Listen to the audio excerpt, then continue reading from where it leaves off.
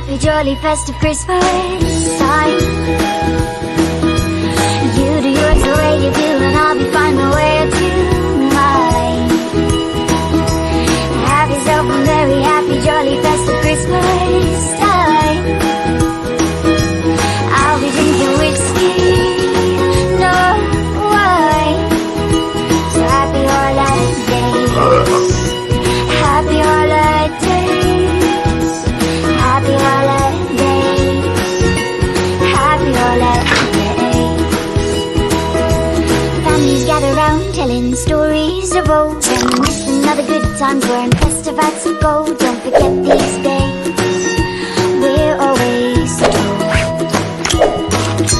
And just to show a little more festive, doesn't mean we won't enjoy our time this Christmas. So we want you to know, have yourself a merry, happy, jolly, festive Christmas time. You do yours the way you do, and I'll be fine the way I do mine. And have yourself a merry, happy, jolly, festive Christmas time. I'll be drinking whiskey, no wine. So happy holidays, happy holidays, happy holidays, happy holidays, happy holidays, happy holidays. Happy H-O-L-I-D-A-Y, happy H-O-L-I-D-A-Y. Good evening and welcome to my hen house. Tonight we have Ab Sing, Carl C, Alexis Coward, Sachin Kumarendra, Shelby Taylor, Julian Lee.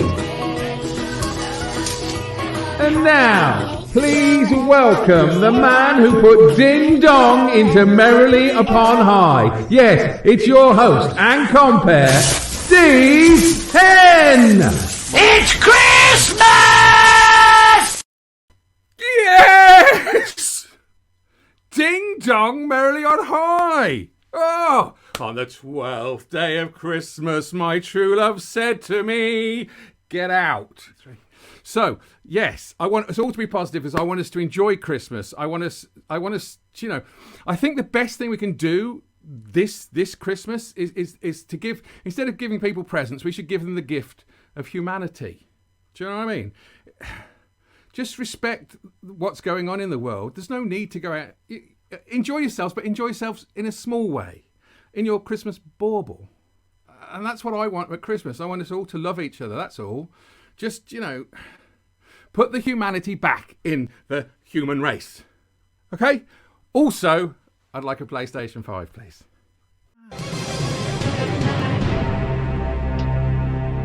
I just wanted to do that just so we know that the music's okay. Can you hear the music? Yeah, that was very dramatic. Yeah, good. Enjoyed that. Was it too loud? No, it's fine. It's fine. Sure. Cool.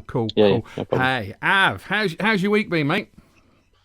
I know you keep saying about humanity, but just getting depressing. What are you gonna say? Fuck off. Well, I mean, you mentioned Boris. I mean, there's no humanity there from that. I'd be very... Yeah, albino orangutan.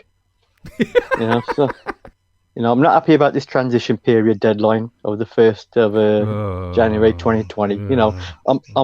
I'm happy to support anyone who wants to transition from male to female, female to male. But what are you giving them bloody deadlines for?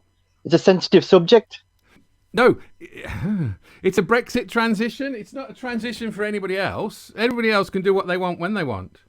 Well, until the 1st of January, then God knows what's going to happen. So it doesn't have anything to do with transitioning.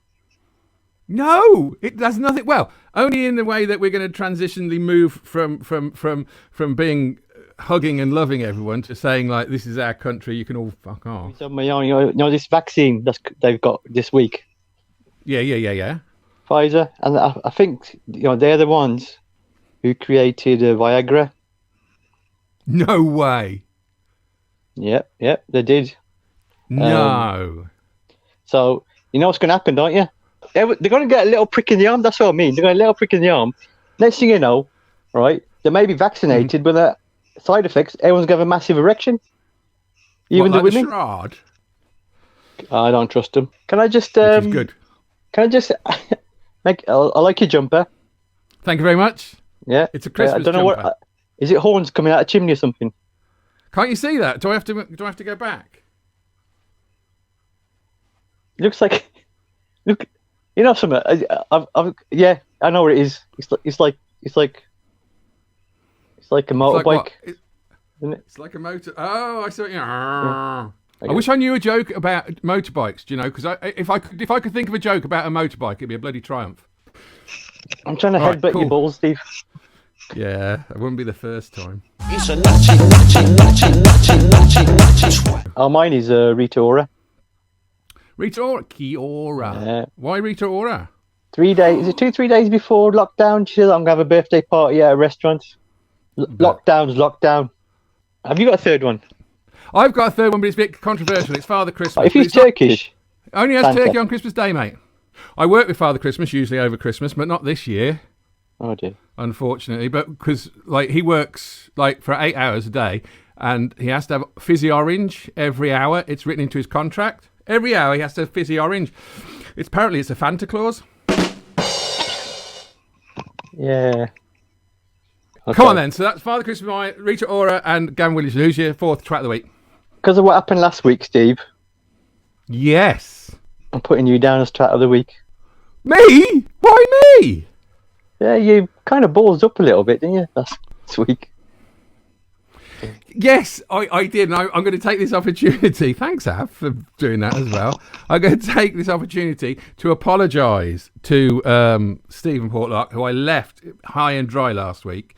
Something went wrong technically, and it all went, and it was horrible. But this week it's going to work. And yes, I think I am the twat of the week. I'm quite happy to take that on the chin. Whoa. It is Carl. See? Steve, hey. Hi, Carl. You all right? Did I get your name awfully wrong? No, it was pretty close. It was pretty close. Okay, pretty close. I love your opening clip. It was a grand opening clip, man. I thought I was on Michael McIntyre's big Christmas show. Thank you so much for saying that. Okay. Ladies and gentlemen, Goodness, BPM. will you please welcome, first time in the hen house, it's Carl C. Hey, what up, guys? Hey, I guess I couldn't hear your laughter, but please, if I make you laugh, just type ha ha ha in the comment area. Just give me some comfort there. What up, guys? So I'm Carl. I'm from China. I live in Ohio, America now, and I've been doing a lot of Zoom meetings. And people who use virtual backgrounds, sometimes their background is too pretty, and their head becomes annoying. It's like, dude, you're blocking the Taj Mahal. Move.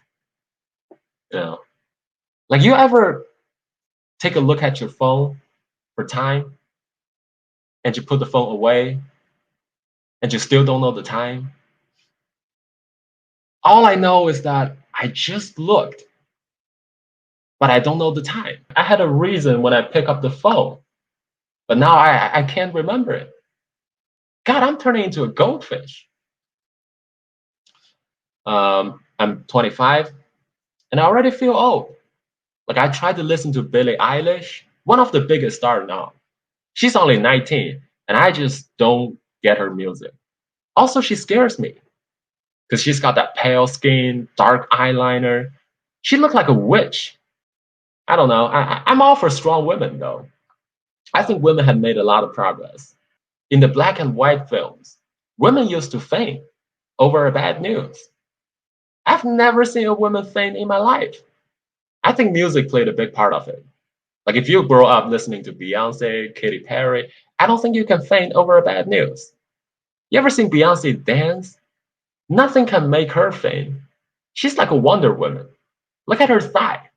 That's 300 horsepower right there. Nothing can make her faint. She's like a Wonder Woman. I mean, even if some like really bad news hit her that will put her into coma, she will remain standing up. Like the only female star to me that might faint was Taylor Swift, but turns out she can shake it off. So I live in America now, and when I see a Chinese lady with a white guy, I'm like, yeah, get that green card. But if she's pretty, I'm like, bitch, what's wrong with us? You better get that green card. Lock him down. Lock him down with your pussy. If you're doing it, you better do it good. Don't let him cheat on you. Listen, you don't give pussy and our national pride away for free, bitch. It's such an easy game for the dude. I don't like it. Do you know how hard it is for me to get a white girl? I've tried. It's weird. Every time I'm in a party trying to hook up with a white girl, I felt like I'm doing it for my country. Even during sex, it's like, yeah, you people used to sell us Oprah. What now, bitch? Like those things are not logically related, but somehow they are related in my brain. I guess if she's Britain, it will make more sense, but I don't know. I think that's my time. Thanks, Steve. Thank you. Thanks, everybody. That's your applause. Try it again. Everything's carrot in a box. He does some hardcore stuff there. Lock that down, eh? That was funny, but I dare not say that to anyone else. That's like, dang, I could see a T-shirt like that. It could be like there's a T-shirt, so phrases. Lock that down with the P word. Yeah, I could totally make a T-shirt. Yeah. I'll make the T-shirt. Yeah, What was the P word, Av? Cat. Thing today. There we go. Right. Do you want another comedian? Everybody say yay! Hey! Yes, people keep asking me this question. That's it. Chris wants to know, how do I donate to this show? It's fab. Well, there is a link here, bit.ly/support comedy. You can donate as much as you want. As much as you want, you can donate just by holding your mobile phone. People are using the word mobile phone, Stephen. Do you know it's a smartphone? Right, to the QR code, and it'll take you directly to donate, right? Or you could type in bit.ly/support comedy, right? You can donate as much as you want, or, this is the weird bit, as little as you want. It is entirely up to you. Again, Alexis, how are you? I'm good, thank you. How are you? Actually, I'm feeling quite Christmassy, which I never thought I would be until I put this jumper on. I agree. I think this year there's no rules. I was my family very much were the week of Christmas. The Christmas tree goes up, but this year I'm all tinselled. The whole house is tinselled. I've got Christmas lights up. I'm 3 packets of mince pies into the Christmas diet. It's all go. Can I share something with you? Do you go to Asda? I haven't. We have been to Asda recently, but I didn't go in because I had the dog with me. Asda do some mince pies, 12 for £3. So it's £1.50 instead of £2 a box.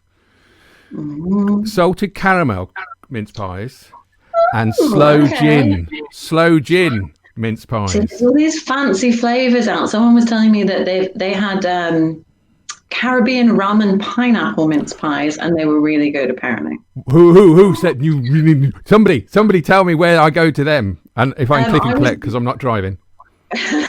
Oh, see, I think they were Lidl or Aldi or something like that. So you have to go in.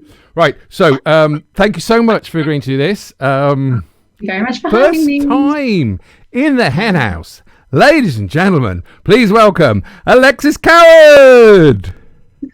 Hi, everybody. Thank you so much for having me. I always feel like on an electronic comedy night that I should introduce myself by giving an example of the kind of person I am, because you don't have the privilege of watching me trip onto a stage or not be able to take the microphone out of the holder, which is two of my favourite things to do whilst anxious and getting onto stage. I am quite a highly strung person, as my mother would put it, quite highly strung, which comes out in a verbal diarrhea.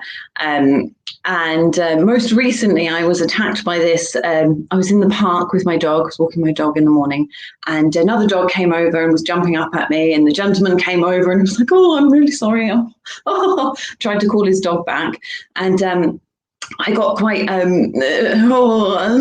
about it because the dog wouldn't go away and the gentleman was getting embarrassed. So then I, for no reason, went, "Oh, it's because I've got a pocket full of sausage." And I did have a pocket full of sausage, but that is not something you should say to a strange man in a park. And so I panicked and said, "Oh, it's not a euphemism. Sorry for being rude," and walked away. And as I walked away, his small child turned to him and went, "Oh, why is it rude if she has sausage in her pocket?" So that's just a taste so that you know what I'm like and what I'm going to talk about is how I live my life. And that's a genuine story of things that have happened to me. I'm also the only person I know who's nearly been killed by an elephant. True story. I'm also a very dyslexic person. If you could see my screen, I've got lots of notes around me. I've got my notebooks here. Normally, if I'm on stage, I write my set list on my hand, which is very, very silly because the idea that I could read that under pressure was stupid, really.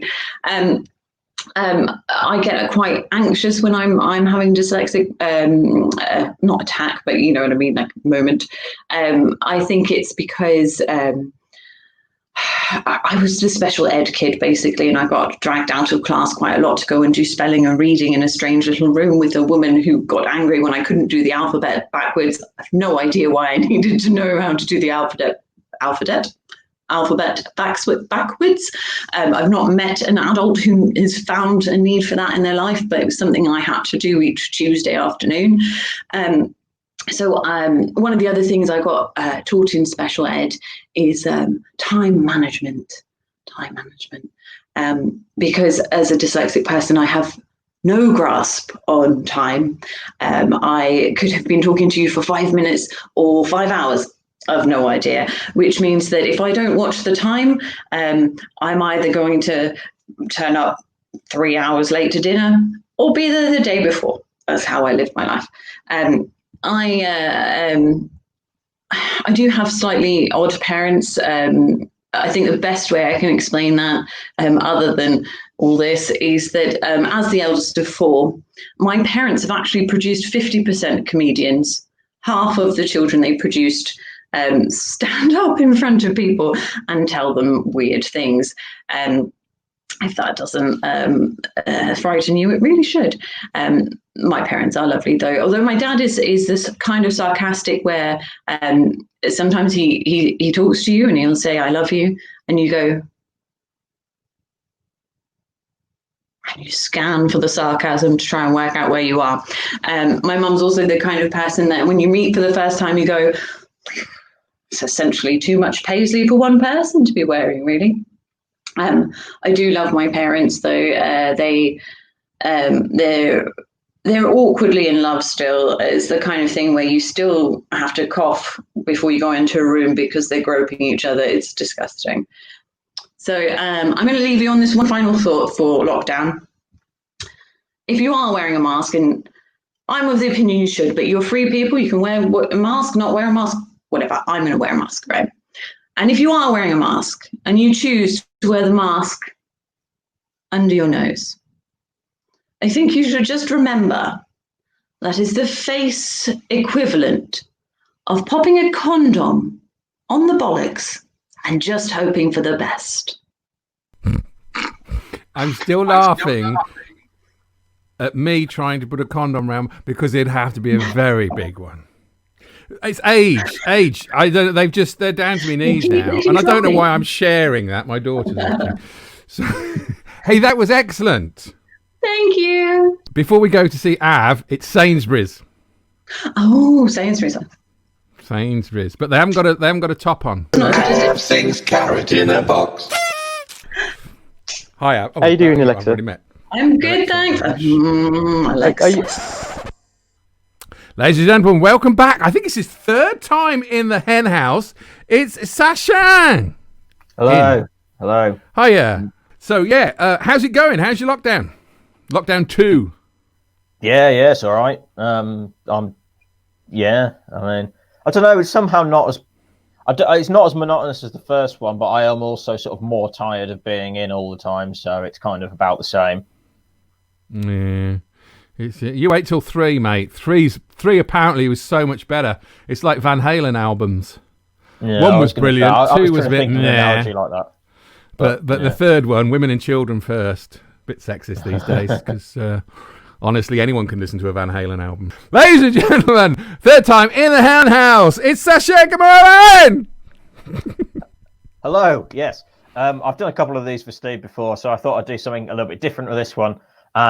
Because we're all stuck at home, I thought I'd use the technology to do something you couldn't do in a normal gig, and that's a PowerPoint presentation.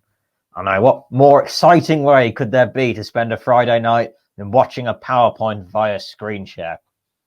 But it is an exciting PowerPoint because it's about my big break in comedy, which I've definitely had, which is why I'm doing unpaid live stream gigs on a Friday night to you, 8 of you, 4 of whom are other acts, I believe. So my big break in comedy came in 2018 because in June 2018, I received a message from a TV casting agent, no less. And I have that message here for you. Yeah, you can see the full message there, but the gist of it is that they're bringing back the TV show Shipwrecked, and they wanted me to be one of the contestants.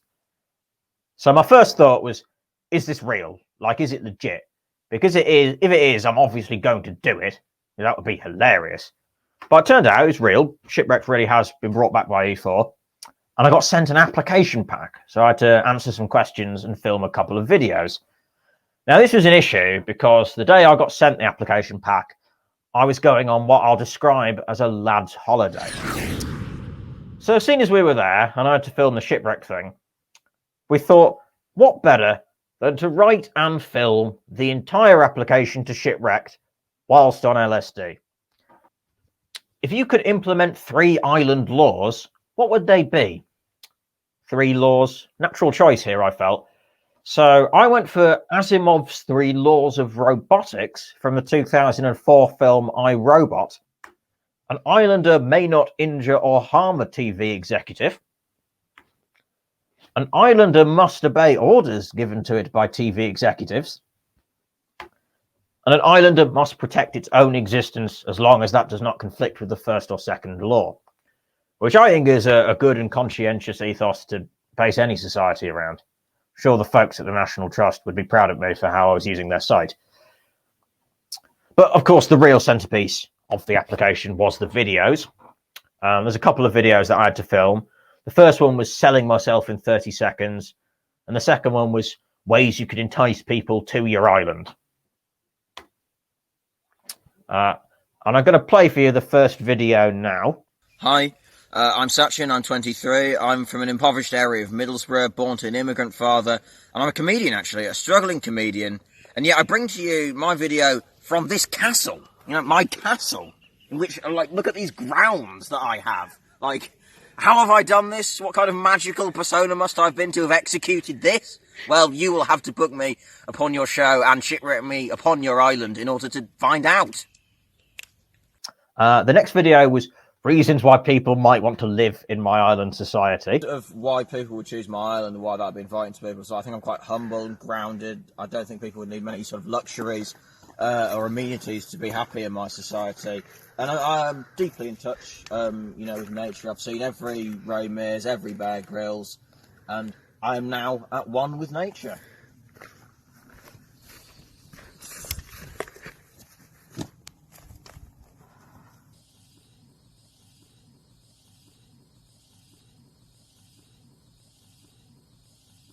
So yeah, those are my videos. Probably apparent at this point why I don't normally do this this routine at normal gigs. But I submitted that application pack with the videos and the 3 laws of robotics to E4, and I have not heard from Sophie Telly since. I just want a couple of things, Sachin. You know, this shipwrecked business. Yes. Now, they contacted you. Sounds a bit racist to me, you know, inviting a brown guy to leave the country and go to an island. Yeah, I was a bit wary of it Yeah. because Sophie Telly messaging me out the blue to go. I think I think it is kind of grim. You have to kind of go to like a bit of the Pacific when there's not really any amenities or anything, and not really any like prescription medication or running water or electricity or anything which I like. So I was a bit like, is this actually going to be a good deal? But I wasn't chosen for it, so we never found out. Ladies and gentlemen, all the way from Colorado, it's Shelby Taylor. Fairy tales that we all know, that we love but we've outgrown. I rewrote some for adults like me and you.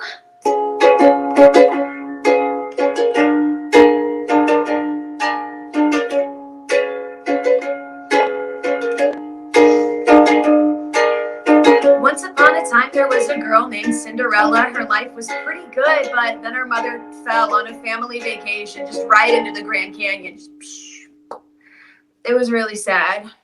And then shortly thereafter, Dad married Sharon. Sharon was the textbook definition of a MILF. I'm talking body like an hourglass and face like Marilyn. She was kind of like the Ice Queen if the Ice Queen were colder. And she had twin girls who were conjoined at the shoulder. These conjoined teenage twins had the worst attitude, but if that's from their condition or their mother, no clue. So Cindy was essentially their indentured maid, just cooking and cleaning day after day. And she cleaned and she cleaned and she kept everything in order, but she had to get out soon before she caught a charge for murder. And then one day she got a light bulb in her head and decided to start a cleaning company instead. She moved the fuck out on the day she turned 18, and now she lives in the biggest house on the same street as her father, Sharon, and her 2 conjoined daughters. And every day they see her house and cry because theirs is smaller. And did Cindy go and marry a prince? Not quite, but she did settle down with the love of her life. She lives with her wife Heather and their cat named Dave and a whole bunch of mice who are their teeny tiny slaves. The moral of the story is all about feelings. I know things like love and honesty are really appealing, but is love the most powerful emotion? Not quite. The most powerful emotion in the world is spite. Fuck you, Sharon. When Prince Charming kissed Snow White, the dwarves beat him up and called the cops. And when the prince kissed Sleeping Beauty, the dragon beat him up and called the cops. The moral of the story is really, really simple. If you see a girl asleep and your first move is to kiss her, someone should beat you up and call the cops. And you'll deserve it. Because that's assault. That's against the law. Somebody call 911. But you know, Hans Christian Andersen and the Brothers Grimm wrote these stories in the 17 and 1800s. That was before women had rights, but it's 2020 and that shit doesn't fly now. So don't fucking do it.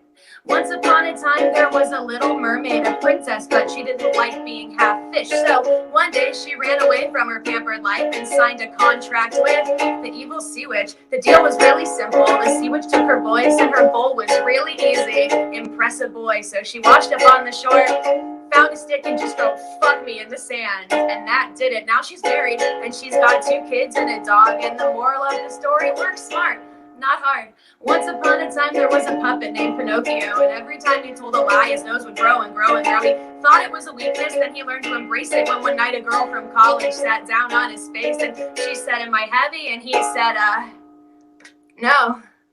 And she said, oh, oh, oh, oh, oh. He served as the prototype for his own line of sex toy, a brand new magic wand called The Real Boy. The moral of the story is your flaws can be your strengths. He just lied and told the truth until the blue fairy came One of old McDonald's ducks laid 3 eggs, 2 cute little ducklings, and a third one named Meg. The thing about Meg is she was really, really ugly, and the whole entire farm just called her the ugly duckling. She waited for the day when she'd turn into a swan, and that day never came. But as time went on, she grew into a slightly below average looking duck, you know, like not at all attractive, but not ugly as fuck either. She was like a 5. Like a 6 if she'd put in the effort, you know? But even though she isn't pretty, she found out she was funny. Now she writes for a sitcom out in the big city. The moral of the story, it's okay to be ugly under one condition: be funny. I don't make the rules. What can we learn from Rapunzel? Sometimes all you need is a super drastic haircut.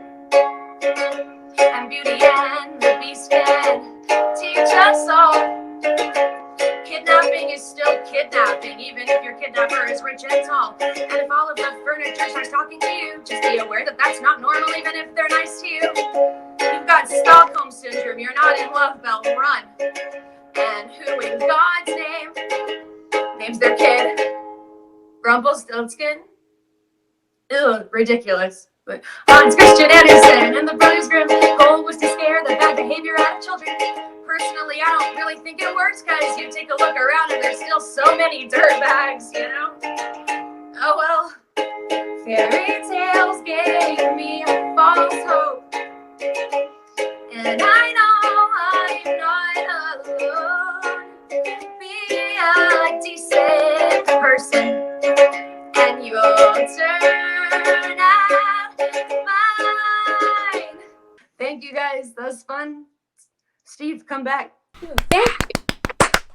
I did like that. So, tell me again, where can we find your songs?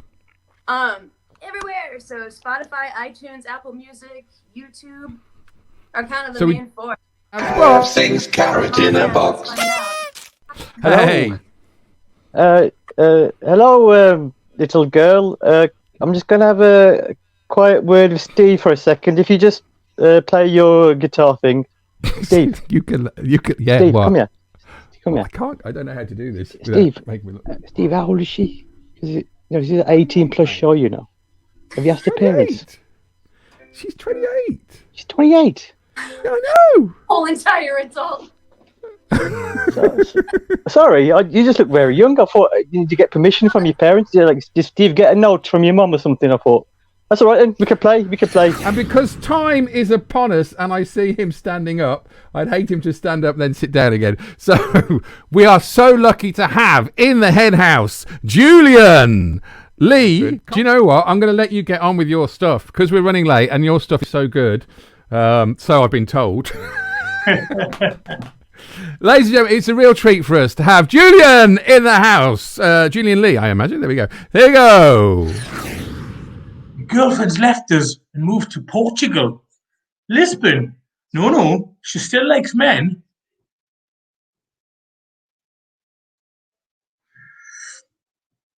When did you start flashing your backside in public? Many moons ago. I've got a friend and they're cross-eyed.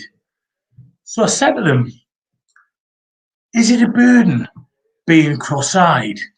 And they said, well, you can look at it 2 ways.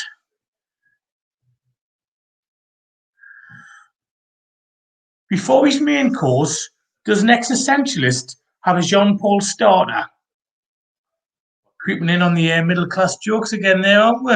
Whoa. Right, the next joke is lowbrow, highbrow. So when you hear the lowbrow bit, you know there's a highbrow bit coming after it, okay? I came on my girlfriend's face whilst reading J.D. Salinger. Catch her in the rye? No, she was wearing her glasses. There you go. Just for you. I joined Clown Laxative Club for shits and giggles. Sad news. The Dutchman who invented inflatable shoes has popped his clogs.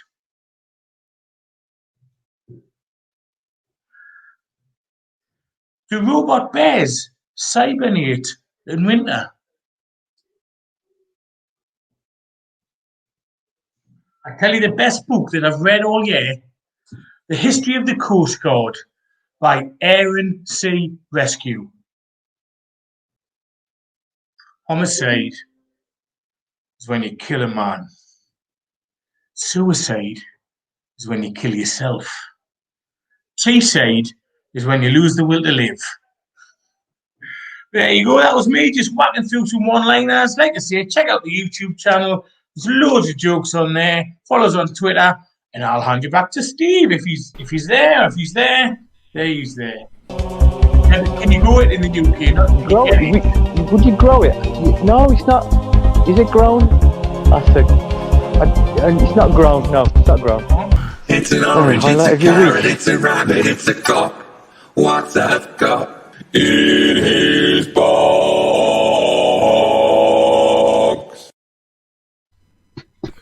It's Isn't it? yeah, it is high strength vitamin D3. So, I haven't got time to do it. But thank you so much, everybody. Thank you, Julian. Thank you, Ab. See you soon. Thank you so much. Bye bye. Holy what? Whoa!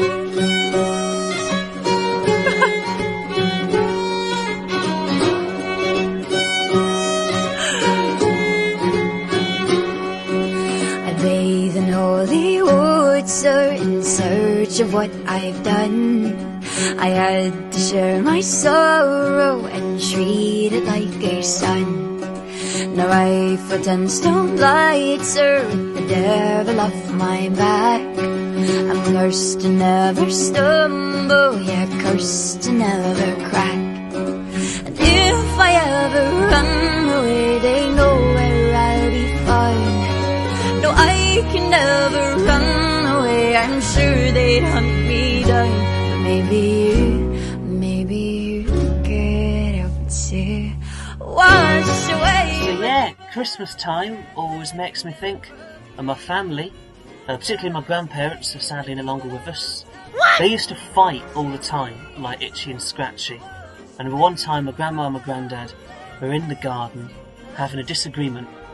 And my grandma said to my granddad, "Fuck you, Patrick! I hope a bee comes and stings you on the arse."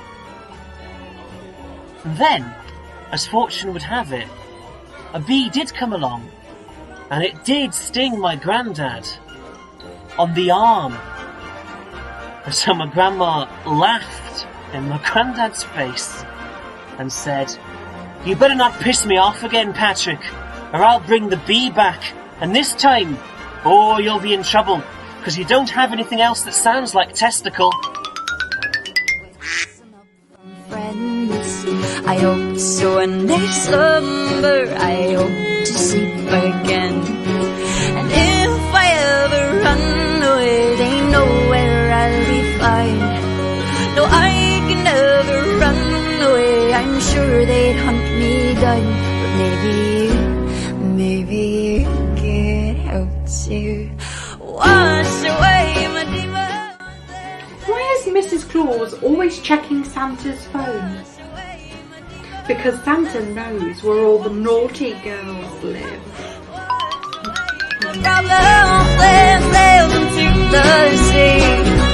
Wash away my demons and cleanse my iniquity. Holy water! Save me! Holy water! Save me! Holy water! Save me from myself. Holy water! Holy water! Save me! Holy water! Save me! Holy water! Save me from myself. Holy water! Yeah, save me from me. Holidays, Merry Christmas, Merry Christmas. So I was thinking the other day about, I eat liver every Christmas, just like as a snack. And I was trying to think, because it's Corona times and I don't want to go to the store, so I want to get the liver brought to my house. But by the time it gets to my house, it'll already be delivered.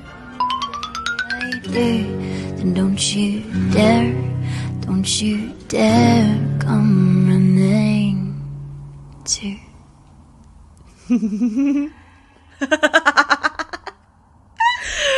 Give it up for the lads, you know?